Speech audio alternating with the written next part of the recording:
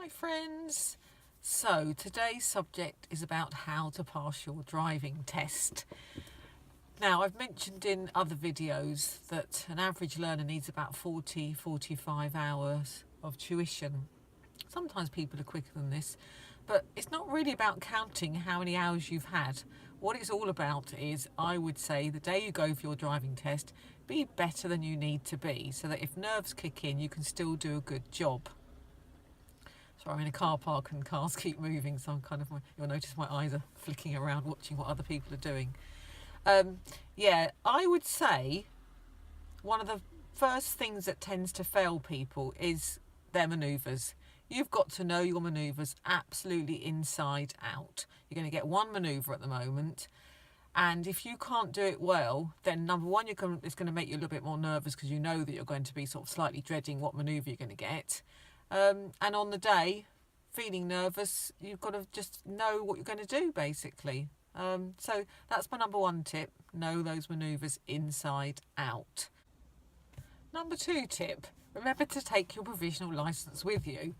I mean, I always check my pupils have got this, but I did have one occasion when I got up the test centre. I'd said to the young lady, "You have got your licence with you?" And she said, "Yes, I have." We got up to the test centre and she suddenly realised she had a different handbag. Now, the examiner was actually really kind. He came out of the room, he called her name and she said, "I haven't got my licence." And he said, "Let's not panic. I tell you what, I can fit you in an hour's time. Go home and get it." And I'm pleased to say she did pass her test, so that worked out okay. Number three tip: I would make sure that you've done a fair number of mock tests with your instructor, because this is a really, really good indication as to whether you've got a good chance of getting through your test. I run quite a lot of mock tests, and I always find the first couple are a little bit of a shock to the pupil. They can find it a little bit upsetting at times because it's all very different in the car. They find that I'm not chatting as usual. I'm trying to be the examiner, so it's all quite quiet, and I really am trying to get them to be completely the driver with no advice from me. But yeah, so lots of mock tests I think is an absolutely brilliant idea. So tip number 4, by the way, I've moved locations if you're wondering what's happened, because I've done a couple of lessons. Tip number 4, I would say when you go and take your driving test, don't get into a massive chat with the examiner when you're out on the move. Obviously you want to be polite, but you don't want to be their friend. You never want to see them again. No offence to the examiners, okay? Because it's an exam and really you want to focus, don't you? So if you start chatting, you'll find your concentration levels won't be fully on the job in hand.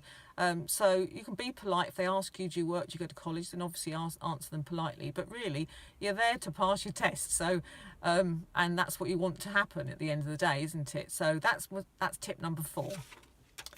Tip number 5, my final tip for today, is take your time. Basically, you're trying to show the examiner what a nice driver you are. You're not in a hurry to go to the dentist or something. Most drivers out on the road tend to be in a bit of a hurry. They're always in a rush. They're trying to get somewhere. We're not trying to do that on our test. We're trying to show that what a nice, smooth, calm driver you are, so that your passenger can feel really calm and relaxed and absolutely feel that they're in safe hands. So if the examiner feels that you're confident, a safe driver, that you actually understand all the rules of the road, they will pass you. So I wish you all good luck. I'm going to give you further tips on another video, but for now I'm off on holiday. Bye.